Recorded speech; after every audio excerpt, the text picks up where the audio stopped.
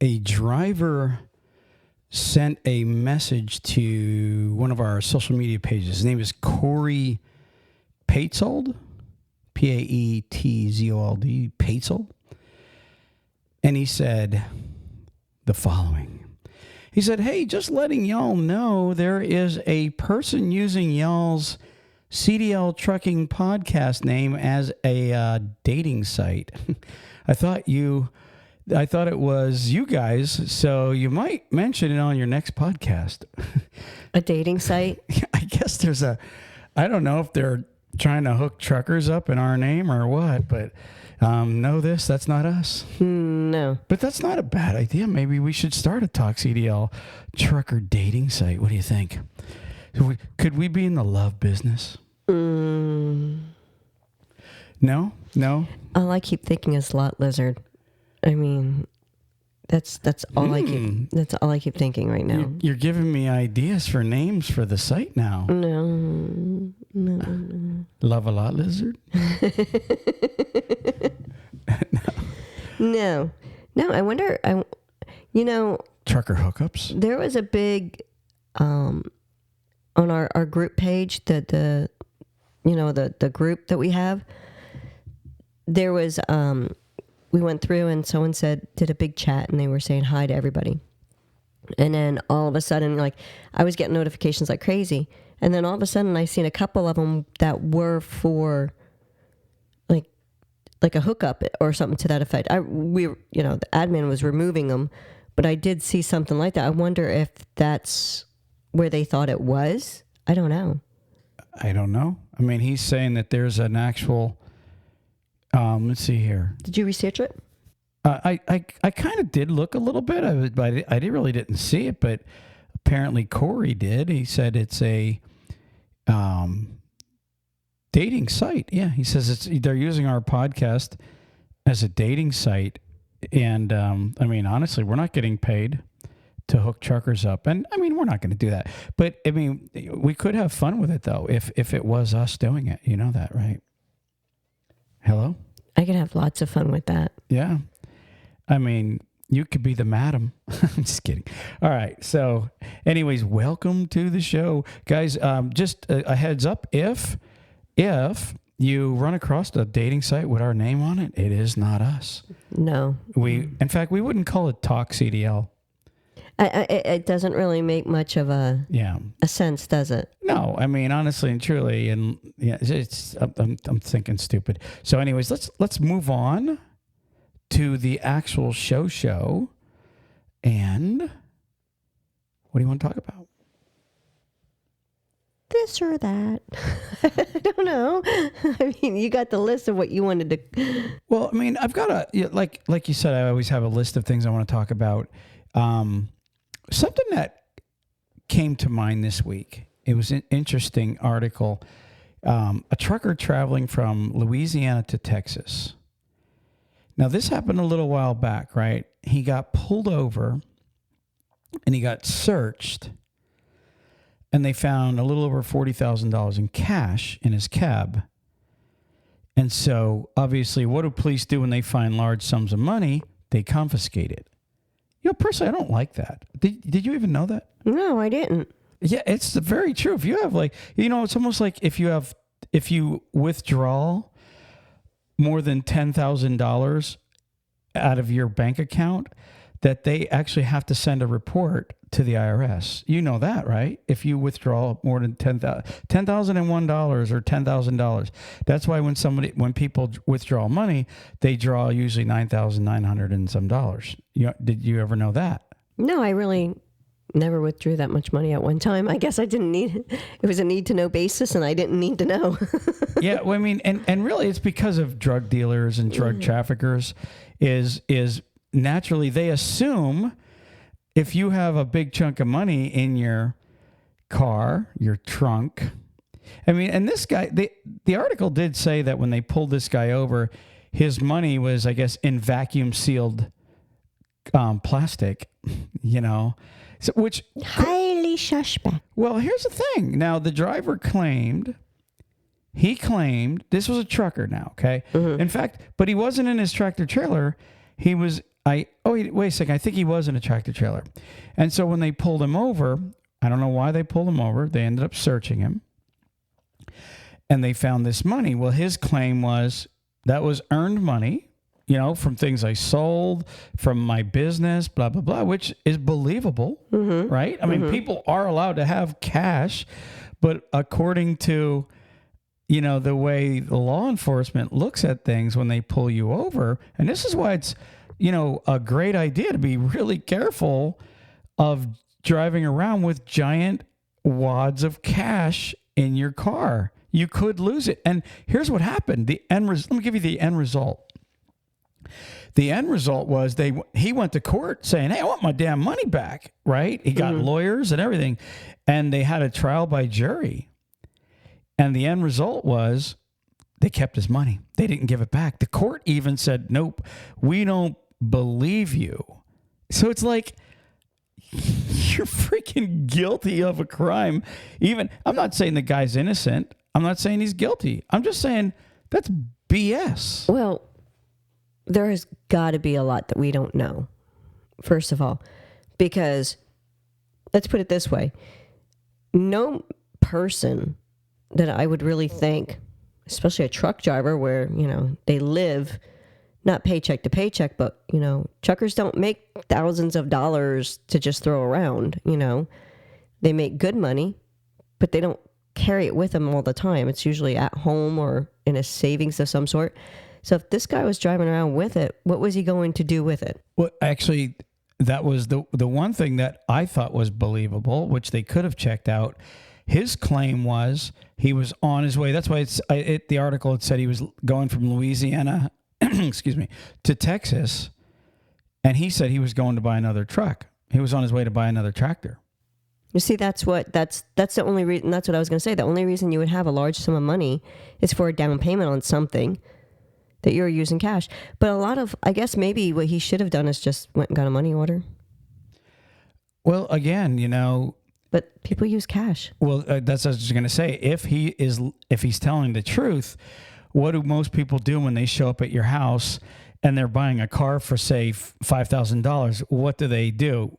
What do they say? Well, let's write it up for less, right?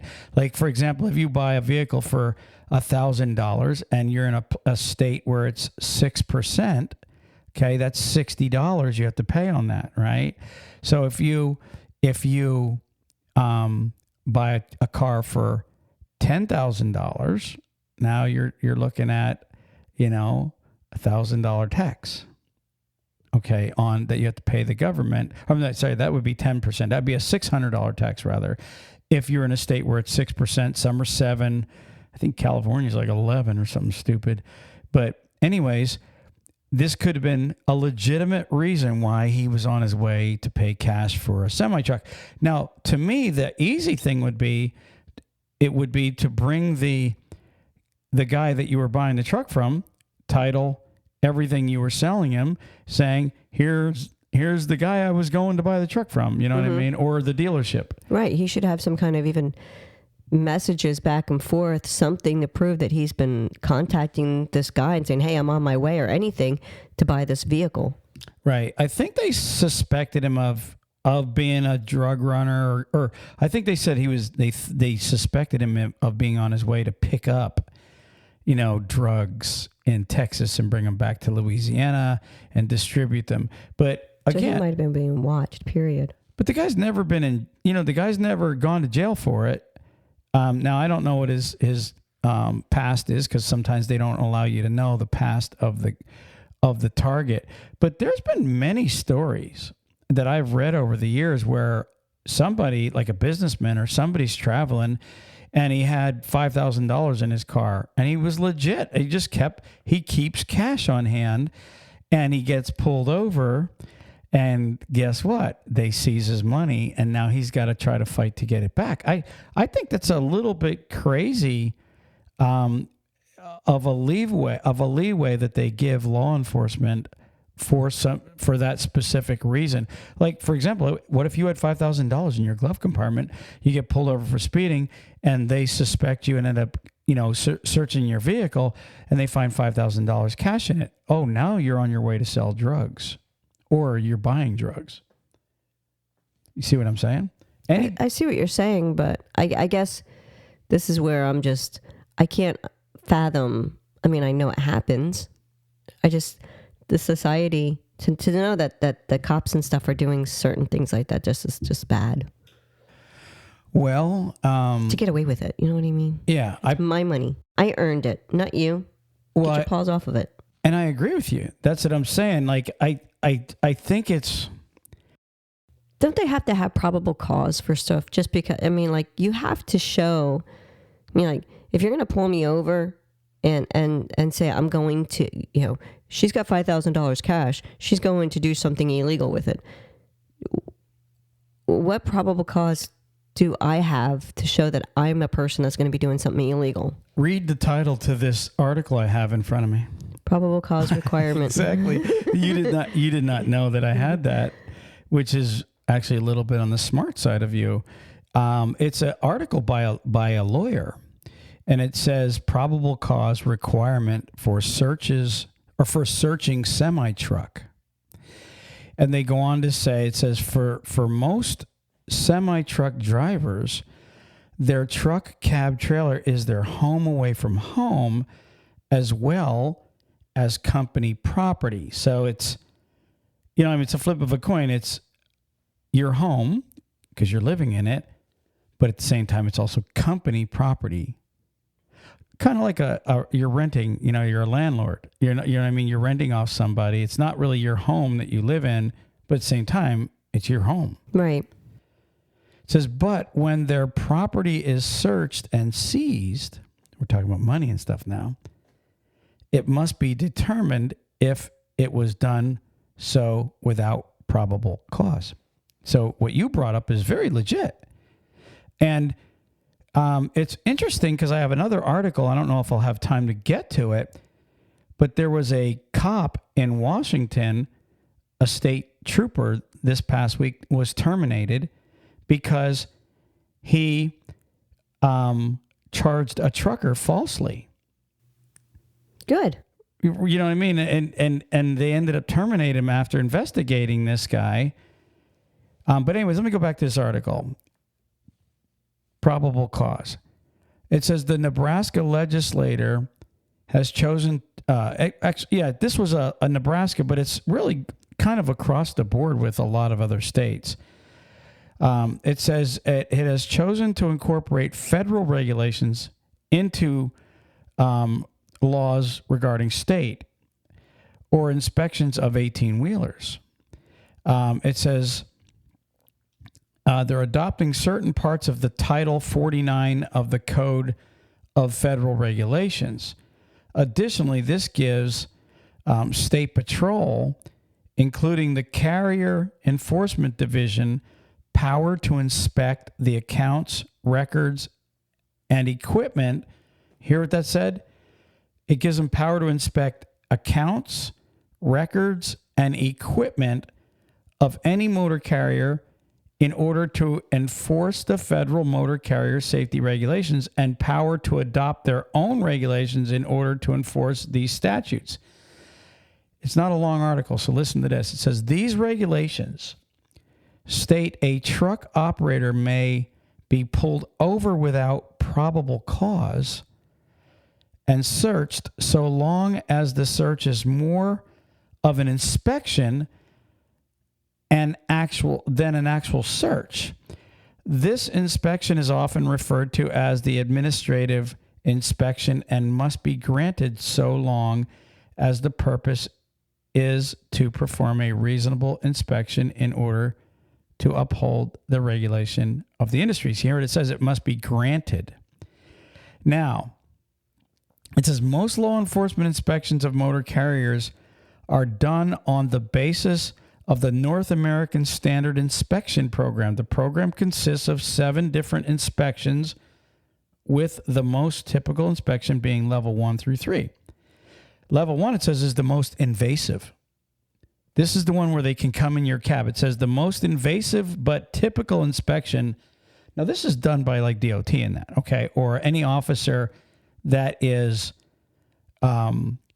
authorized to do truck inspections. It says the typical inspection is done on the road, on the side of the road, consisting of a thorough inspection of the vehicle, both interior and exterior, around and under the vehicle. Will include a detailed look at the driver's paperwork also.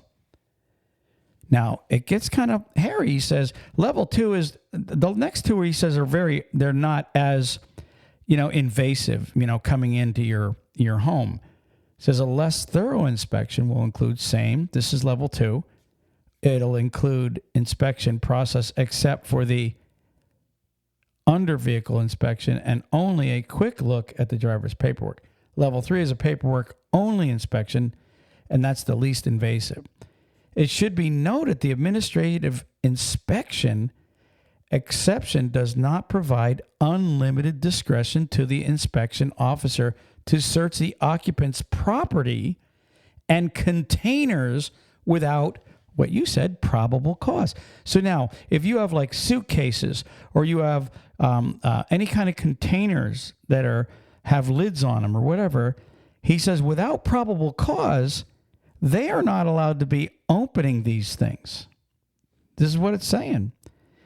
I'll read that again. It said, it should be noted that the administrative inspection exception does not provide unlimited discretion to the inspecting officer to search the occupant's property and containers without probable cause. So going back to the guy that we were talking about, sounds like they had probable cause.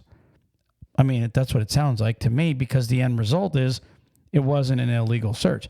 It says, that is, when the inspection is being conducted pursuant merely to a regulatory statute and probable cause for further searching does not exist, the inspection must be limited to ensuring compliance with the administrative regulations. Meaning, if you don't have probable cause, Mr. Officer, don't be opening up containers inside the trucker's cab. So when that driver had his money taken, I don't know what's making the noise. When the driver's stuff was, when they took the money, they had probable cause. You said that they felt as though he was a suspect in purchasing drugs that were going to be taken back. So they were watching him. Well, they just said that's what could have been. They didn't say that's what, they would have to prove that. You can't just accuse somebody of something without That's what I'm saying. Proving it. That's what I'm saying. So, but anyway, so really what it comes down to is it says at both the federal and state level, law enforcement can stop a motor carrier and inspect the carrier for violations of safety regulations. However, this does not give the inspecting officer unlimited reign on what may be searched, as courts have held that personal containers are not subject. I'm going to read that again.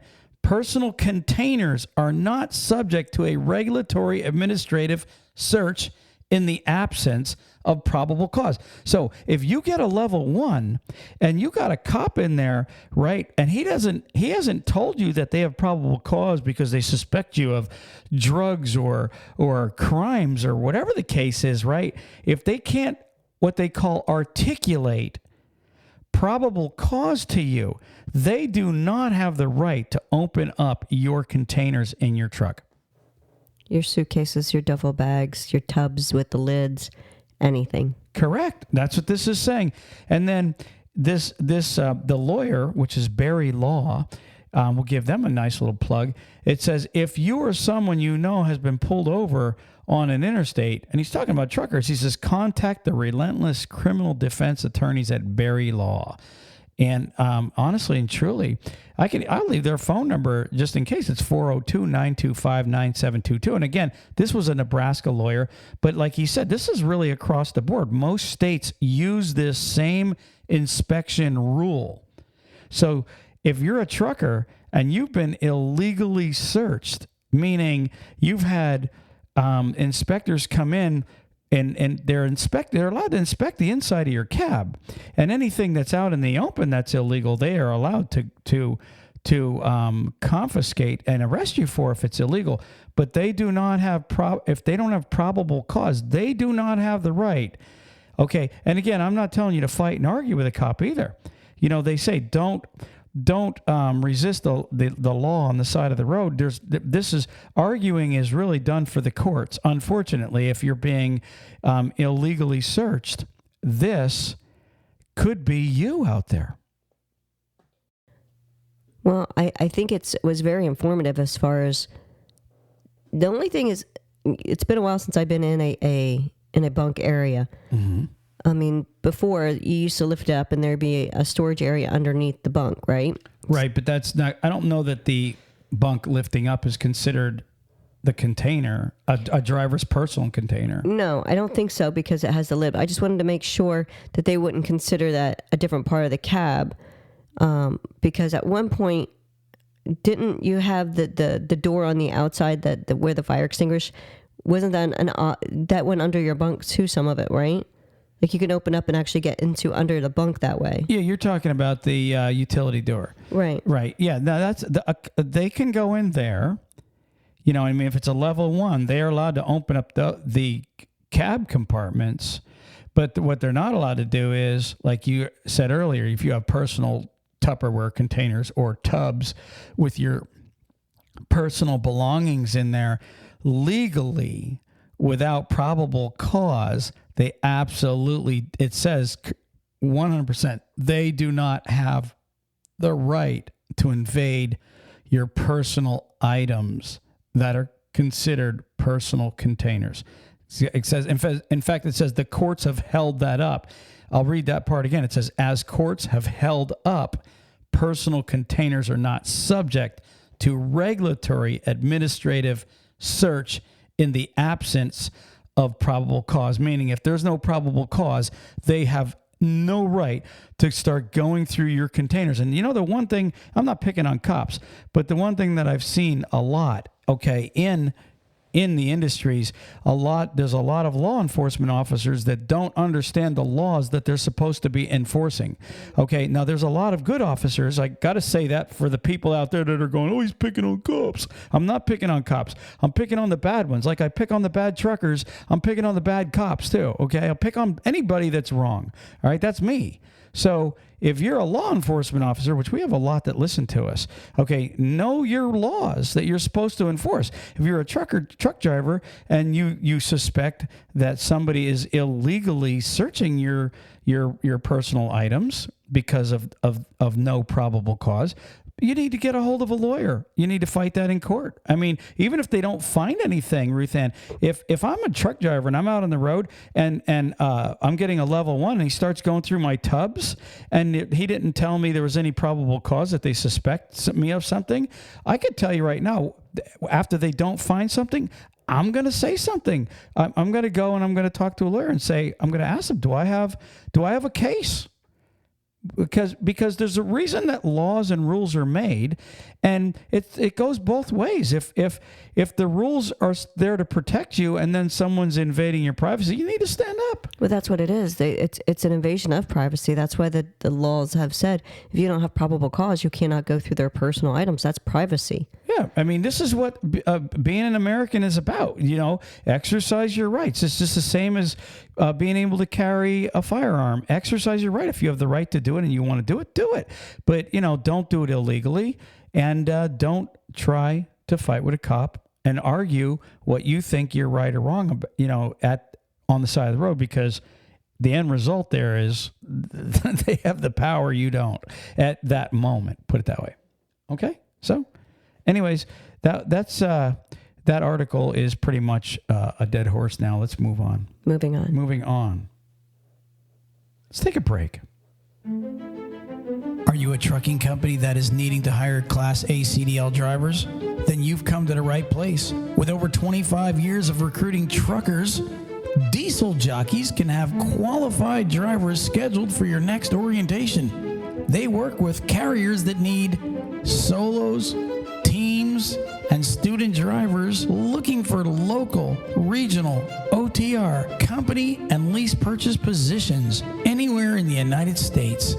Check them out today at www.dieseljockeys.com That's www.dieseljockeys.com.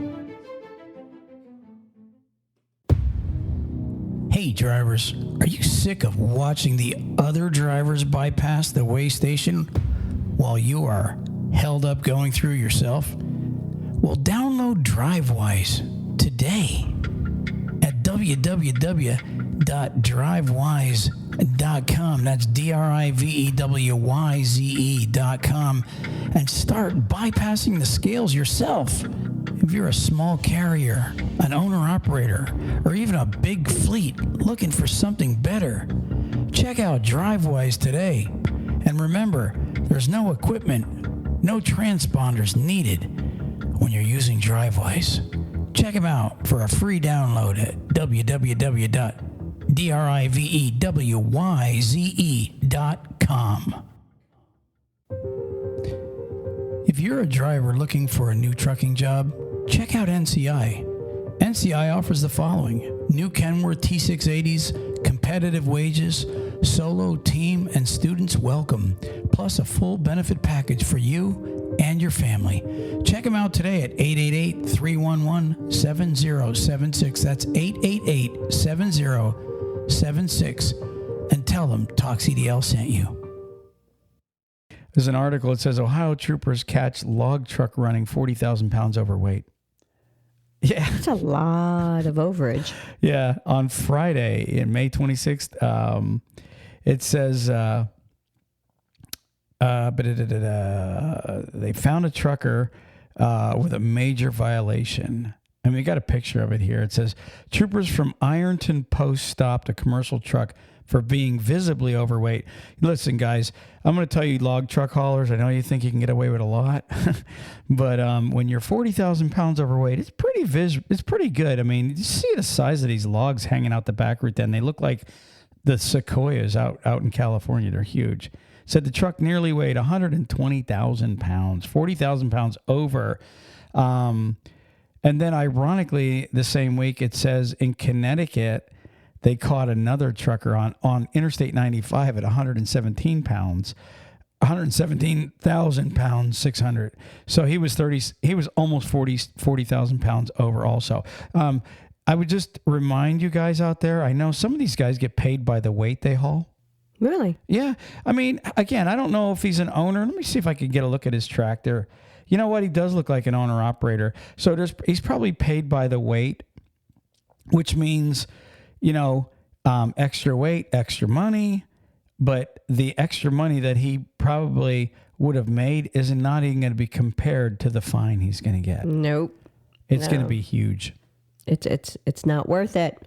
And obviously, if somebody got caught with 40,000 pounds overweight, most likely he might have done it before.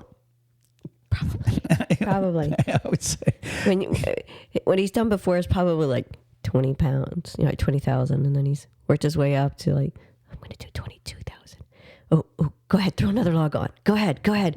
And now, he thought he was really cool getting in at 36,000. He's like, put one more on.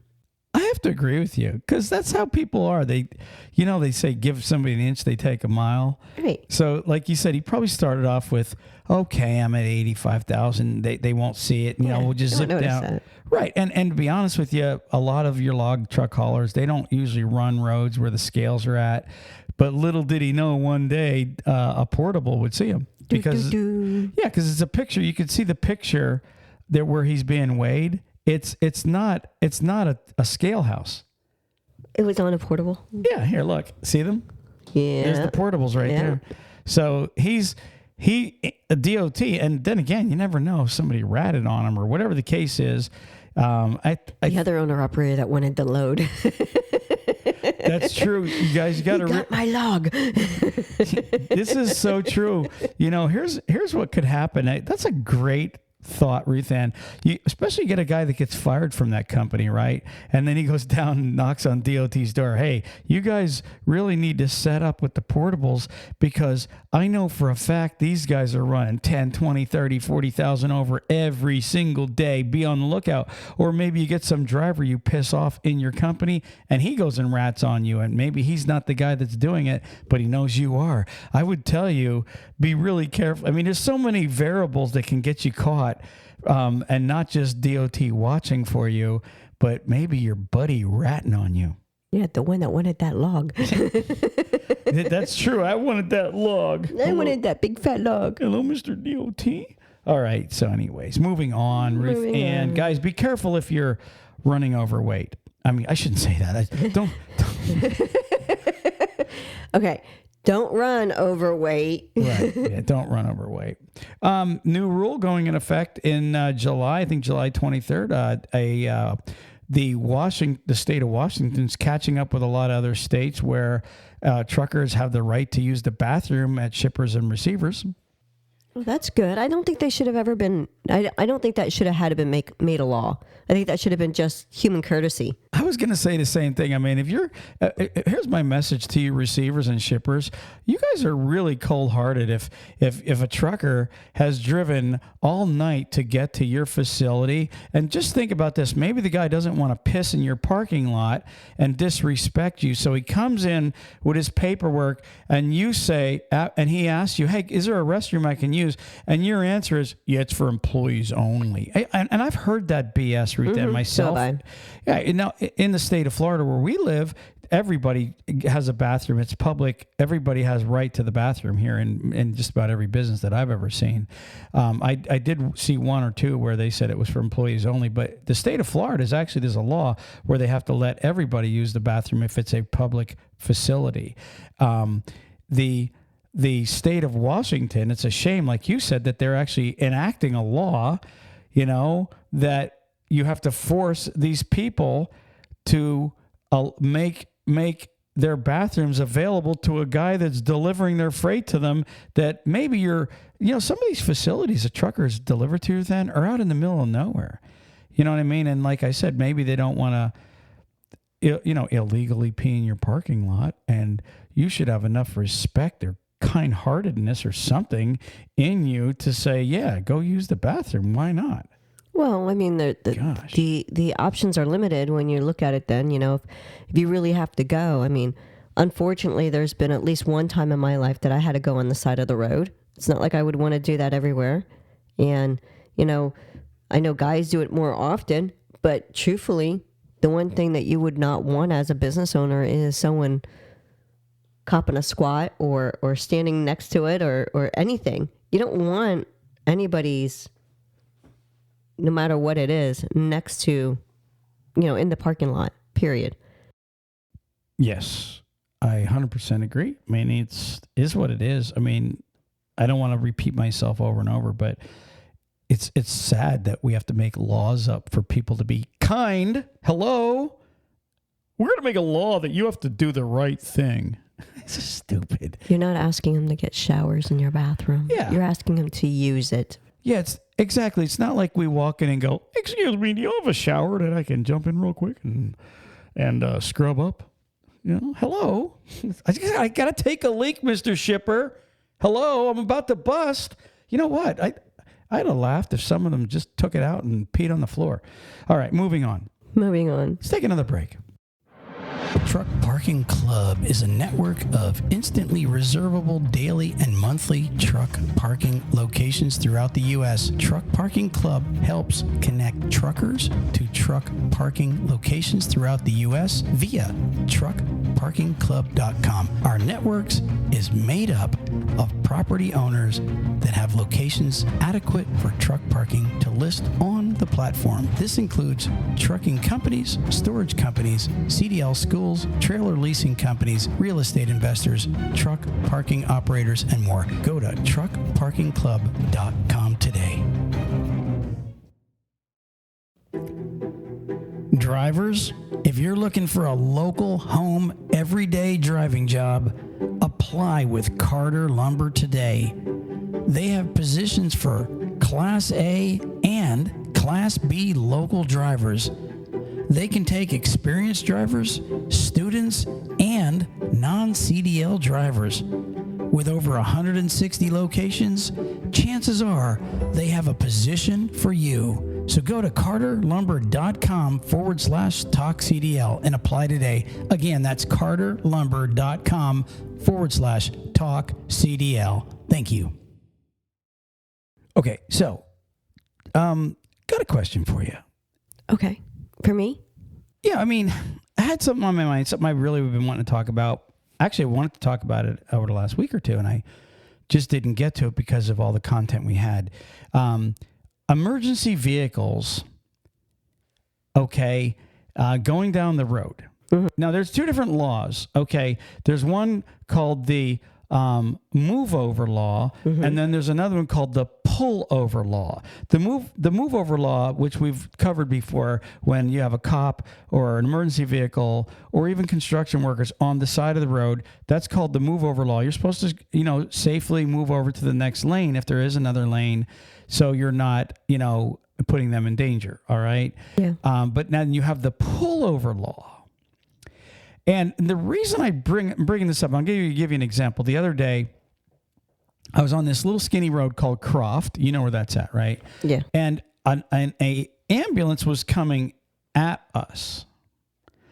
Okay, now it's a one lane going one way and one lane going the other way. In fact, most of it is no passing. So the ambulance is coming towards us. And there's no driveways or nothing where we're at. And the berm of the road to pull off means if you pulled off more than a foot, you would literally be going down over a bank. Okay, and there's even a little pond, but it's a steep little bank that you could end up going over if you... In fact, they don't even have guardrails right there. It's actually kind of stupid. Mm-hmm. And, but anyways, the one guy in the front just jams on his brakes, like, oh, I'm going to do this Dudley Do-Right thing, right? And he stops. It's like, okay, listen, you have no room to pull over, but you're just going to stop because an ambulance is coming towards you, which everybody's locking up their brakes that was behind him because it's one of those roads, it's like 45, 50 miles an hour. I think it's 45. Mm-hmm. And anyways, did he do the right thing or did he do the wrong thing? What's your thought? I don't think he did the right thing. He slammed his brakes on, but he didn't move over or anything. But I don't think when it's in the opposite direction like that, I don't think you have to stop. Okay, so I have the skinny on how to yield to emergency vehicles. It's actually, I was curious about it, and I was wrong about one thing. It says rules for pulling over for emergency vehicles. So now when vehicles are coming at you or behind you or coming up from behind you, it says driving laws require you to pull over and allow emergency vehicles to pass you.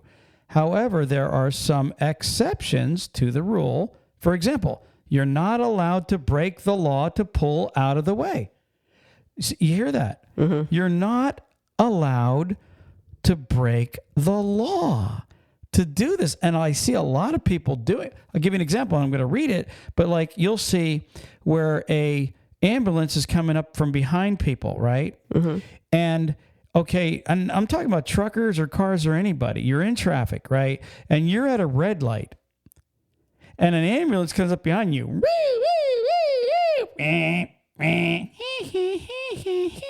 I mean, wherever you're at, England or America. I just started to do the England siren. You ever hear that one? No? Okay, I just got a weird look. Anyways, so you're stopped at this red light. Ambulance pulls up behind you. Woo, woo, woo. Cop pulls up behind you. Woo, woo, woo. Fire truck pulls up behind you. Woo, woo, woo. Everybody, right? Guess what the law says? Not Seriously. to break it. But you have to try. I mean, a lot of them do. You're allowed to attempt to move over and get out of their way. Right. But what you're not allowed to do is go through that red light. Right. Even if they're behind you with the sirens on, it's illegal for you to go through that red light. And that's what this article is going to say. You are not allowed to just pull out and go, okay, the emergency vehicle, I got to get out of his way. And guess what? Boom, you pull out and possibly there's somebody coming crisscross. You don't want to cause an accident. because of your righteous thinking that's illegal. Right. I can understand that. I can understand that completely. I think if enough people pulled over, there is just enough room for them, some of them, to get through in that space, you know? Well, I mean, look, if there's a cop behind me with his sirens on or an ambulance, I'm going to try to slide out of the way without being in the intersection. I'm going to try to get out of like if I'm in the right lane and he's coming up, you can legally make a right turn on red. I'm going to do that even though I wasn't supposed to go right. I'll get out of his way because you don't know if it's somebody that's real. You don't even, I'll tell you what you don't know. You don't know if the emergency's going towards someone that you care about. Not that you shouldn't care about even strangers. I'm just saying I'll get out of his way, but legally you're not supposed to break the law to get out of the emergency vehicle's way. It says, what should you do in an emergency when an emergency vehicle is approaching? It says, stay alert. The NHTSA recommends keeping the noise level down in your vehicle far enough that you'll hear sirens of emergency vehicles when they approach. And I'm going to tell you something. I've seen ambulances and cops flying up in the passing lane in a highway, and they get behind somebody that's got their music blaring, and they're not looking in their mirror, and the cop's got the siren on, and they don't even know the cop's behind them. Right. Even some of I've seen that with tons of people. I don't know if it's their music that's distracting them or if that they're just one of those people that never look in their mirrors. But it's like, how can you not see these lights behind you with the sirens behind you? There has to be, you're oblivious for some reason. Well, some of them are on the phone. Some of them are, like you said, they got their music so loud they can't hear nothing. And listen, in trucking school, we're taught to be watching our mirrors every so many seconds, where we're looking behind us, we're looking around us. But the motoring public doesn't think that way. But I think that really the training of the motoring public needs to go to a higher level because of ignorance like that. Here's the second thing it says. It says, investigate. Use your mirrors to determine what you can do to pull over and how quickly you need to do it. The next thing it says, react. Okay, move calmly and quickly, as quickly as you can to safely, smoothly pull over to the side of the road. Always use your turn signal and don't slam on your brakes. And by the way, this is spelled siren. This is why it says stay alert, investigate, react. E stands for enter. Before re-entering the flow, this is important. If you pull off the highway, many times the guy behind you will gun it to try to get around you once it's all clear. So this is saying if you pull off the highway to let the emergency vehicle go around you, make sure you're looking and put your turn signal on to signal coming back on the highway. And then N stands for never. It says don't pull over if you can't do it safely or without breaking the law, and don't try to outrun an emergency vehicle that's following you too closely. You hear what that said? Some people will gun it and just try to get down the road because they can't get over, so they'll just try to get up to like 100 miles an hour to just get out of the way for the emergency vehicle so that they can find a place to get out of his way. Don't break the law, bottom line, and don't do anything unsafe, bottom line. Well, that's smart, because if you are going to do something that's unsafe or breaking the law, you can end up being an accident yourself. Exactly. I mean, I'm going to tell you something. There was an article. I don't know if I have it here. There was a check this out. I think I actually have it. Speaking of pulling over, this is crazy. This one article, and it happened like a week or two ago. Let's see here. I might not have it. There was a vehicle that just stopped and didn't have his lights on, and he was in a dark car, and there was a fatality. Okay, it caused a fatality. A trucker ended up killing somebody, right? And this guy just decided to stop in the middle of the highway because of a deer to let the deer cross. The deer wasn't even in front of him. And how many times in Florida did we see, seriously, how many times in Florida did we see somebody stopping in the middle of the highway to go get a turtle that's about to start? Because, you know, you get a lot of turtles that cross the road here. Yeah, we do. Turtles are pretty big. Big gopher turtles. Right. But the bottom line is, how many times did we see even like a little tiny one? People stop. They'll stop right in traffic and they'll get out to assist the turtle, and they can cause accidents all the time. And it is not legal to just stop and don't get me wrong, I know we don't want to hit an animal. Okay, but the bottom line is swerving out of the way into oncoming traffic is bad. Just slamming your brakes on for an animal. Remember our daughter? Mm-hmm. Okay. I remember her. Yeah, you do remember.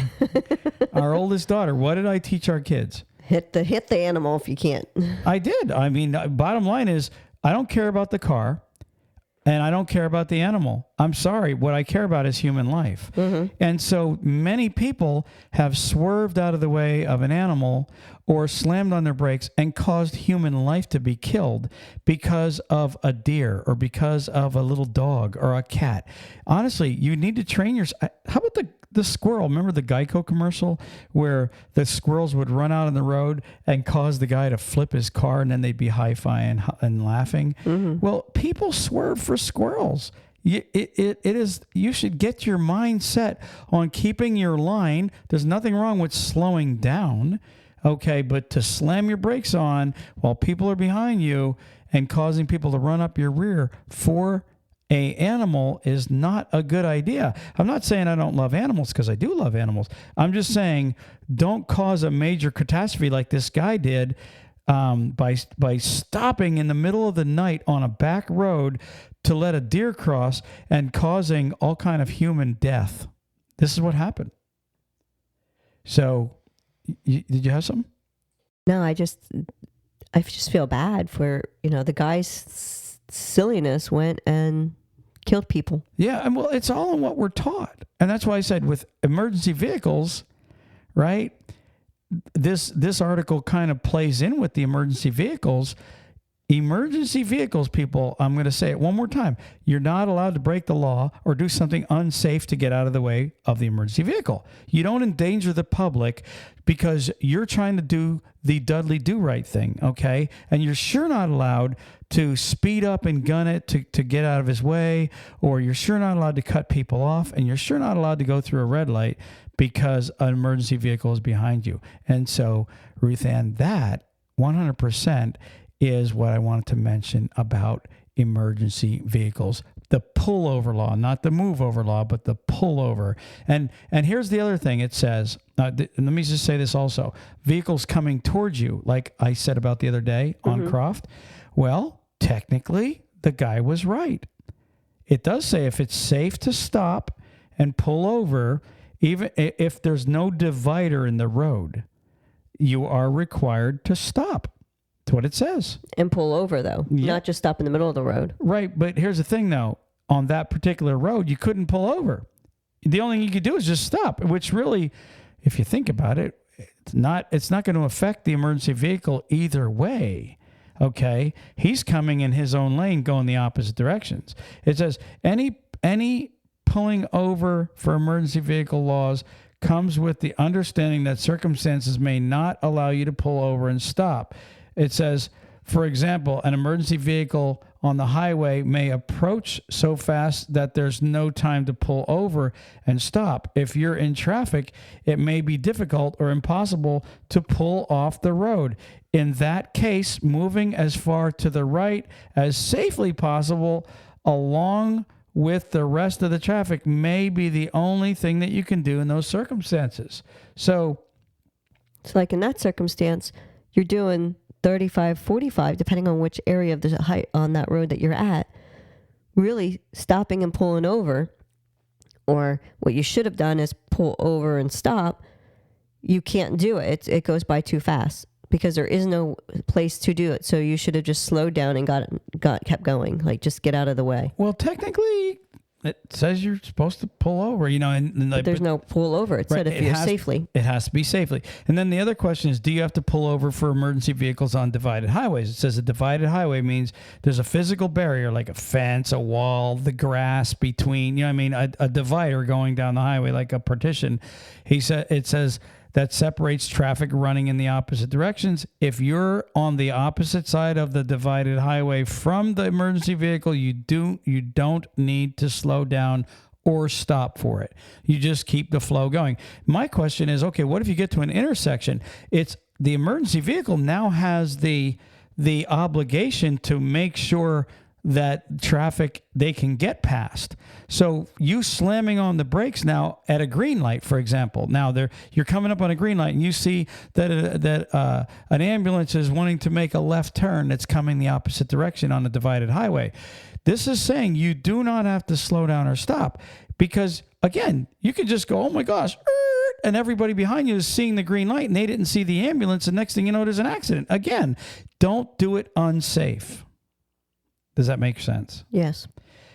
So, believe it or not, that one rule that you said about the divided highway, that goes with school buses too. Yeah, you're right. If you're on a divided highway, you don't have to stop for a school bus. In fact, a school bus is not legally allowed to pick up kids on a divided highway from the opposite side of the highway. Okay, so if a school bus is stopping with their lights on and it's a barrier between you, okay, that school bus is only picking up people on that side of the highway, and those cars are supposed to be stopped. So, yes, you're right about that. And Ruth Ann, that is the podcast for the week. All right. I want to mention, go ahead, real quick, the Texas Truck Show. Sure. We were planning on being there, but we cannot be there now. But we still want to tell everybody to go and support it because it's an awesome place. We are planning to do the Florida one. And the dates for that is June 23rd, 24th, and 25th. That's the Houston Truck Show is in June, she's saying, not the Florida one. No, Florida's, I think, in February. Correct. So June what, Ruth Ann? It's the weekend of the 23rd. 23rd, 24th, 25th. Make your plans to stop in there if y'all are going to be in the Houston area because the Dallas Truck Show no longer exists. And the Houston Truck Show, they say, is getting ginormous. So, guys, go check it out, man. I mean, the guy that runs it, they're really great people. They've been nothing but awesome and kind to us, and they're very accommodating people, and they are wanting to grow the truck shows. They do one in California, they do one in Texas, they do one in Florida, and I think they might do one somewhere else, but they're really up and coming doing truck shows. So check out these new truck shows that have been on the market for the last couple of years. Ruth Ann, do you have anything else? You have the word of the day. I do. You do? Yeah. All right, let's hear it.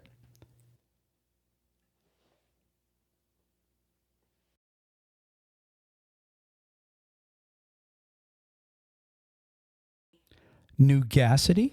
Nugacity. And nugacity. What does nugacity mean? A trivial or frivolous thing or idea. Say it again. A trivialous? A trivial or frivolous thing or idea. Interesting. Give me a sentence. It may be a nugacity, but I enjoy buying flowers for myself every week. If you're struggling with your budget, review your expenses to find any nugacities you can cut, which is frivolous. Interesting. And Ruth, you've been doing the word of the day for a long time, and that's by Word Genius, by the way. If you guys are looking to get smarter, it's free. Go on Word Genius and let them send you a new word every day and possibly start using it in sentences. This is how we grow our vocabulary. But you've been doing this for a long time, so I'm sure that we've made some truckers smarter. I hope at least one. At least one? At least one. Made more. Hey, we've had many people write in and say we really enjoyed the word of the day. So thank you. And we want to thank everybody out there for all the letters and the videos and the pictures and keeping us up to date and keeping us included in your lives. Honestly, Ruth Ann, we have people that write in all the time that want to get on the show. Hey, shout out to Ben. Ben's been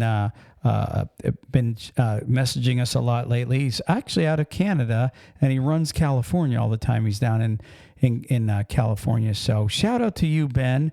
I'm going to have Ben on the show one of these days. And but yes, thank you so much to everybody out there that sends us stuff, writes to us, leaves us messages. I mean, sincerely, I mean, we even get. I've got some voicemails on our social media on like the WhatsApp stuff and all from like Africa and Uganda. I'm not kidding you. These saying, "Hey, I want to come to America and get a job. I want to come work for you." I'm like, okay, well, you gotta come here first. But thank you for everybody all over. The United States is our home, and we love the United States, but we also have a lot of people that listen to us in Canada, Mexico, over in England, Ruth Ann, Australia. And shout out to everybody out there that listens to TalkCDL. I think it's awesome. I have on my phone the voicemails from, I think I have one from Ben, and I have Ben strikes again. Our Aussie friends. Yeah. So I do. I keep them because I think it's fun. Yes. Because when I feel down or anything like that, I'll listen to them and I'll think, yeah, this is why I do it. Awesome. All right, Ruth Ann, we are out of here. Peace. Peace. Praise the Lord.